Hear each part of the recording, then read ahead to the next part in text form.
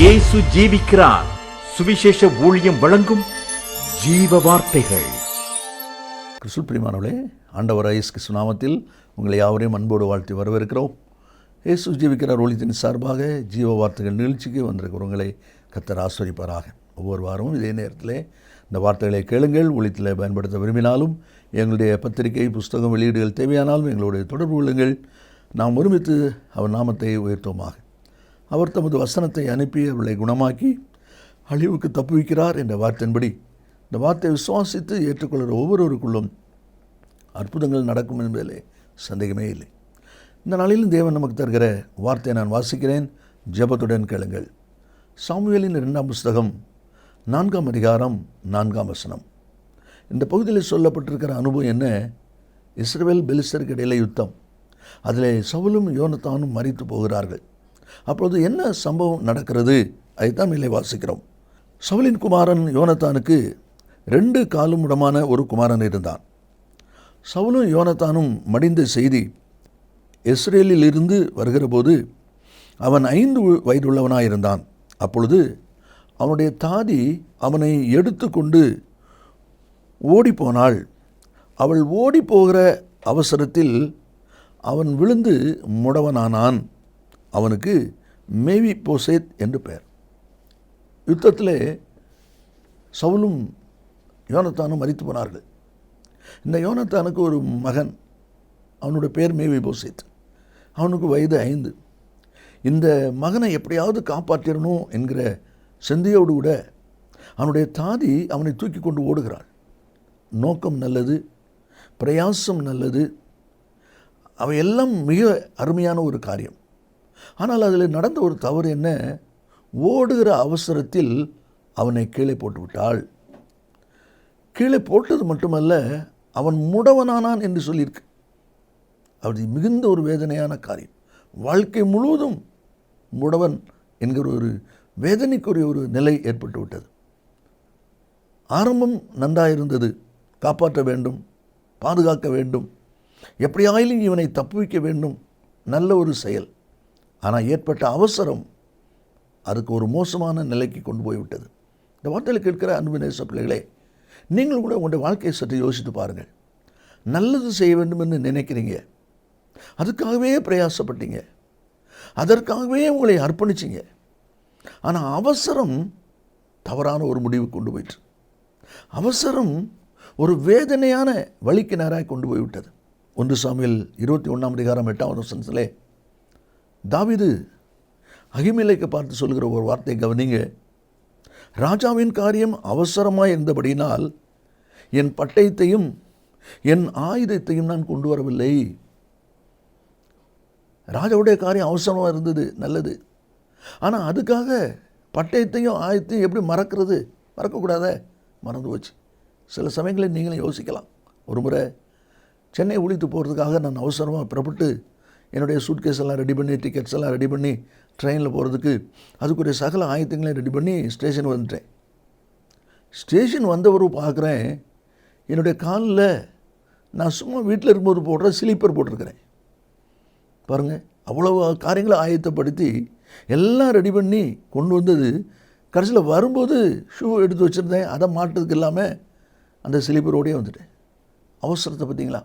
ஆனால் கர்த்தர் சொல்கிறாரு, உன்னுடைய அவசரமான ஒரு புத்தி, உன்னுடைய அவசரமான ஒரு நிலை நிதானத்தை இழக்க செய்து உன்னை நீயே நஷ்டத்தை நேராக கொண்டு போகிறது. அதை குறித்து ஜாக்கிரதையாக இரு என்பதை தான் ஆண்டவர் இன்றைக்கு நம்மோடு பேசிக்கொண்டிருக்கிறார். யாத்திராகமம் 2வது அதிகாரத்தை நாம் வாசிப்போமானால் அதில் ஒரு சம்பவத்தை நாம் வாசிக்கிறோம். லேவின் குடும்பத்தாரில் ஒருவன் லேவின் குமாரத்துக்கு ஒருத்தியை விவாகம் பண்ணினான்.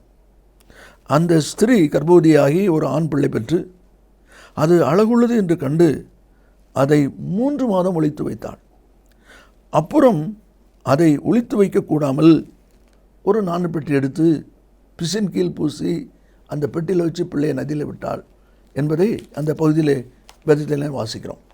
நல்லா யோசித்து பாருங்கள், 3 மாதம் எப்படி வளல் காப்பாற்ற முடிஞ்சுது? ஊரில் தான் இருக்கிறா, காட்டில் இல்லை, ஊரில் தான் இருக்கிறா. அப்போது அந்த 3 மாதம் கர்த்தர் தான் தாம் பிள்ளையை காப்பாற்றினார், ஆண்டவர் தான் இதற்கு உதவி செய்தார் என்கிற அந்த சிந்தை இருந்திருக்குமானால் இப்படிப்பட்ட ஒரு அவசர முடிவுக்கு அங்கே வர வேண்டிய அவசியம் இல்லை. நல்லா யோசிங்க. இன்றைக்கி அநேக சமயத்தில் இதில் நம்ம பார்க்குறது, என்னுடைய பிரயாசத்தினால தான் நான் 3 மாதம் காப்பாற்றி வச்சுருக்கிறேன், ஒழிச்சு வச்சுருக்கிறேன். அதனால் என்ன தோணுது, இதுக்கு மேலே என்னால் முடியாது. உங்கள் வாழ்க்கையை யோசித்து பாருங்கள். எத்தனை சமயத்தில் நீங்கள் அப்படி சொல்கிறீங்க, இதுக்கு மேலே நமக்கு சரிப்படாது, இதுக்கு மேலே நமக்கு முடியாது. இந்த எண்ணம் வருதுன்னா காரணம், இதுவரைக்கும் நீங்கள் தான் உங்கள் திறமையில் காப்பாற்றிருக்கீங்க, நீங்கள் தான் உங்கள் திறமையில் செய்திருக்கீங்க. ஆனால் ஒன்று தெரிஞ்சுக்கொள்ளுங்க, ஆண்டவர் தான் இதை செய்தார், இதுவரை கர்த்தர் தான் இதை செய்தார் என்கிற சிந்தை இருந்தால் இதுக்கு மேலே எனக்கு முடியாதுங்கிற சிந்தை வராது. கர்த்தர் பார்த்துக்கிடுவார், ஆண்டவர் அதை செய்வார் என்கிற சிந்தை நிச்சயமாய் உண்டாகும். அதுதான் இந்த வசனத்தில் நாம் அதில் வாசிக்கிறோம். ஆண்டவர் எலியாவை பார்த்து சொன்னார், நீ கீரித்தாற்றில் போய் ஒழிச்சிரு, காகம் உனக்கு அப்போ கொண்டு வரும், அந்த ஆற்று தண்ணியை குடிச்சிக்க. அதே போல் தண்ணி குறையுதுன்னு கர்த்தராங்க வந்தார. அதே போலவே தேவன் ஒரு வார்த்தை சொல்லும்போது அந்த வார்த்தையின்படி நீங்கள் நிற்பீர்களானால் கண்டிப்பாக அதில் ஜெயம் இருக்குது. ஆகார் இனி பிள்ளை சாகிறத நான் பார்க்க மாட்டேன்னு சொல்லி 21ஆம் அதிகாரம் 16வது வசனத்தில் ஒரு செடி கீழே பிள்ளை விட்டுட்டு தூரத்தில் போய் அழுதுட்டுருக்கிறாளாம். ஆனால் அதே ஆகார்கிட்ட 16வது அதிகாரம் 10ஆம் வசனத்தில் கர்த்தர் என்ன வார்த்தை கொடுத்தாரு, உன் சந்ததி பெருகி எண்ணி முடியாததாக இருக்கும். இந்த வார்த்தை எங்கே போச்சு? உன் சந்ததி பெருகி எண்ணி முடியாததாக இருக்குன்னு சொல்லி கர்த்தர் பேசும்போது, நான் பிள்ளை சாகிறத பார்க்க மாட்டேன்னு சொல்லி தூரத்தில் போய் அழுகிறேன்னா என்ன அர்த்தம்? நான் தான் பிள்ளையை காப்பாற்றினேங்கிற எண்ணம் இருக்கிறதுனால. கர்த்தர் காக்கிறாருங்கிற எண்ணம் வருமானால் இந்த அவசரமான யோசனைகள் வராது. அதே முதலாவது தேவனுடைய பிள்ளைகளாகி நாம் புரிந்து கொள்வோம். இனி 2வது யோனா தீர்க்கதரிசி புஸ்தகம் 1வது அதிகாரம் 5வது வசனத்தை நாம் வாசிக்கும்போது அங்கே நடக்கிற சம்பவத்தை பாருங்கள். கப்பல் கவிழ்ந்து போகும் என்று நினைக்கக்கூடிய அளவுக்கு காற்று அடிக்கிறது. அப்பொழுது அவர்கள் என்ன பண்ணுகிறார்கள், கப்பல்காரர் பயந்து அவனவன் தன் தேவனை நோக்கி வேண்டல் செய்து பாரத்தை லேசாக்கும்படி கப்பலில் இருந்த சரக்குகளை சமுத்திரத்தில் எரிந்து விட்டார்கள். கப்பலில் இருந்த சரக்குங்கிறது தேவையில்லாத பொருள் இல்லை, அவசியமில்லாத பொருள் அல்ல, அவசியமான பொருள், தேவையான பொருள். பாரத்தை லகுவாக்குறதுக்கு கடலில் தூக்கி போட்டாங்க. இது அவங்களுடைய பழக்கமாக இருந்திருக்கு. அப்போஸ்தலர் 27ஆம் அதிகாரத்திலையும் 18ஆம் வசனம் நீங்கள் வாசிப்பீங்கன்னா, யூரோக்குள்ளின் காற்றுக்குள்ளே கப்பல் அகப்பட்ட போது பாரத்தை லகுவாக்கும்படி சரக்குகளை எங்கள் கைகளினால் எடுத்து எறிந்தோம்னு சொல்கிறாங்க. இது ஒரு வழக்கம் இருக்குன்னு. ஆனால் யோசித்து பாருங்கள், இவங்க இப்போ சரக்கெல்லாம் தூக்கிக்குள்ளே போட்டாங்க. அடுத்து என்ன செய்கிறாங்க, இதுக்கு யார் காரணம் அப்படின்னு சீட்டு போட்டு யோனாவை பிடிக்கிறாங்க. இதே சீட்டு போட்டதை சரக்குக்கெலாம் தூக்கி போடுறதுக்கு முன்னால் போட்டிருந்தா இந்த சரக்கை இழந்திருக்க வேண்டி வருமா? இப்போ சரக்கு அவ்வளோ நஷ்டமாகி போச்சுதே. காரணம் என்ன? இவங்களுடைய அவசரம். இவங்க அவசரப்பட்டு சரக்குகளெல்லாம் தூக்கி போட்டு கப்பலில் லகுவாக்கினா நல்லதுன்னு சொல்லி நினச்சாங்க. அங்கே ஒன்றும் முடியலை. திரும்ப சீட்டு போட்டு யோனாவை பிடிச்சி யோனாவை தூக்கி போட்ட பிறகு தான் கப்பல் லகுவாகுது. நல்லா யோசிங்கள். அவருடைய அவசரத்தினால தங்கள் பொருள் நஷ்டத்தை உண்டாக்கிக்கிட்டாங்க. இந்த வார்த்தையில் இருக்கிற அன்பு நேச பிள்ளைகளே, நீங்களும் உங்கள் வாழ்க்கையை யோசித்து பாருங்கள். உங்கள் வாழ்க்கையில் பொருள் நஷ்டம் வர்றதுக்கு யாரோ ஒருவர் காரணம்னு சொல்லாதீங்க, உங்கள் அவசரம் தான் காரணம். நீங்கள் கொஞ்சம் நிதானம் எடுத்துருந்தீங்கன்னா, நீங்கள் கொஞ்சம் பொறுமையாக யோசித்துருந்தீங்கன்னா இந்த நஷ்டம் வந்திருக்காது. நல்லா யோசித்து பாருங்கள். இந்த சரக்கெல்லாம் அள்ளி போடுறதுக்கு முன்னால் சீட்டு போட்டு யோனா பிடிச்சிருந்தா அந்த சரக்கு போட வேண்டி வந்திருக்குமா? வந்திருக்காது இல்லையா? அவசரப்பட்டு தனக்கு தானே நஷ்டத்தை உண்டாக்கி கொண்டாங்க. அதுதான் நம்ம இதில் வாசிக்கிறோம். ஏசாயா 59ஆம் அதிகாரம் 8ஆம் வசனத்தில் தங்கள் பாதைகளை தாங்களே குணலாக்கி கொண்டார்கள் என்று போட்டிருக்கு. அதே போல் நீங்களே உங்களுடைய வாழ்க்கையில் கோணலை உண்டாக்காதபடி, நஷ்டத்தை உண்டாக்காதபடி, பொருள் சேதத்தை உண்டாக்காதபடி அவசரத்தை கொஞ்சம் நிறுத்துங்க. இனி 3வது ஒரு அனுபவமாக நான் வாசிக்கும்போது யாத்திராகமம் 32வது அதிகாரத்தை நான் வாசிக்கும்போது ஜனங்கள் எல்லாரும் போய் ஆரோன்கிட்ட முறையிடுறாங்க. கர்த்தர் பார்க்க போகிறேன்ட்டு போனார், அவருக்கு என்ன ஆச்சோ தெரியாது, அதனால் எங்களை வழிநடத்தக்கூடிய தெய்வத்தை நீ உண்டாக்கி கொடு என்று சொல்லி ஜனங்கள் எல்லாம் போராடுறாங்க. இவன் என்ன செய்யணும்? சரி, இது வரைக்கும் பொறுமையாக இருந்தோம், இன்னும் கொஞ்சம் பொறுமையாக இருப்போம், அவசரப்படாதீங்க, மோசே நிச்சயமாக வந்துடுவார் அப்படி சொல்லியிருக்கலாம். ஆனால் அவன் அப்படி சொல்லாமல் உங்கள் நகை கொண்டு வாங்க, உங்கள்கிட்ட இருக்கிற பொருளை கொண்டு வாங்க. உடனே அவங்க நகையெல்லாம் வாங்கி அதை நெருப்பில் போட்டு ஒரு கண்குட்டியை உண்டாக்கிட்டான். அவர்கள் கைகளில் இருந்து அவன் அந்த பொன்னை வாங்கி சிற்ப கருவினால் கருபிடித்து ஒரு கன்றுக்குட்டியை வார்ப்பித்தான். அப்பொழுது அவர்கள், இஸ்ரவேலரே, உங்களை எகிப்து தேசத்திலிருந்து அழைத்து கொண்டு வந்த உங்கள் தெய்வங்கள் இவைகளே என்றார்கள். பார்த்தீங்களா? பின்னாலே மோசே வந்து மிகவும் வேதனைப்படுகிறார். ஆரோன் ஜனங்களை நிர்வாணமாக்கி இருந்தான் என்று சொல்கிறான். அந்த நகை எல்லாத்தையும் வாங்கினதுனால.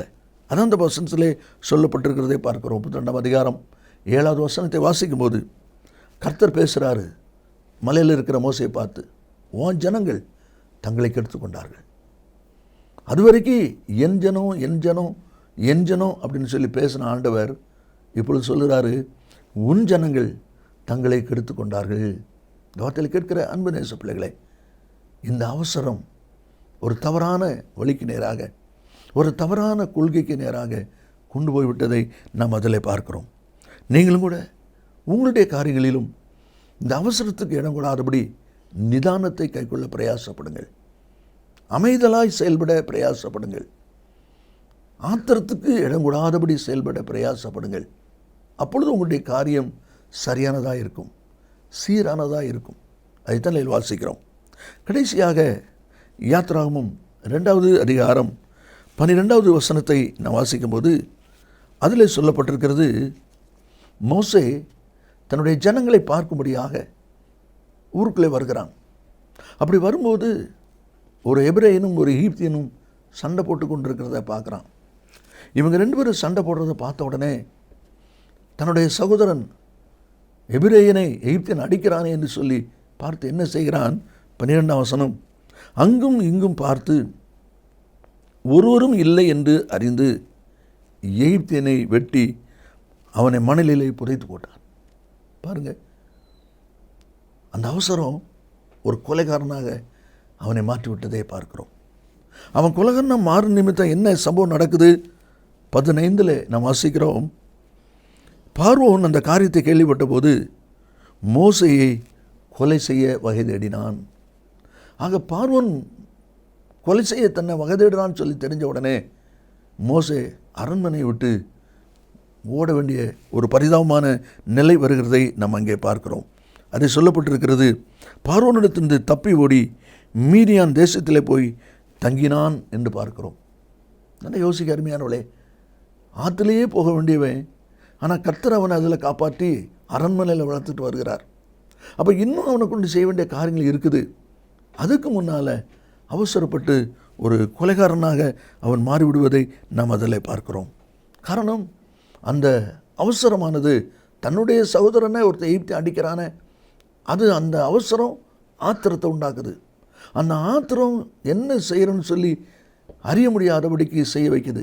அப்படிப்பட்ட கோபம் தவறான தேவையில்லாத காரியத்தை செய்ய வைக்கிறதை பார்க்கிறோம்.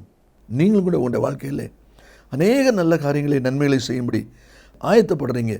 ஆனால் அதே சமயத்தில் அவசரம், நிதானம் இழந்து என்ன செய்கிறோம் என்பதை யோசிக்காதபடி தவறுக்கு நேராக கொண்டு போகிறதை யோசித்து பாருங்கள். தவறி விடுவதற்கு ஏதுவாக செயல்படுவதை யோசித்து பாருங்கள். அப்படிப்பட்ட காரியம் நடைபெறாதபடி நிதானத்தையும் பொறுமையும் கையாளுங்க. கர்த்தர் நிச்சயமாய் நம்மை ஆசீர்வதிப்பார். நாம் ஜெபிப்போமா?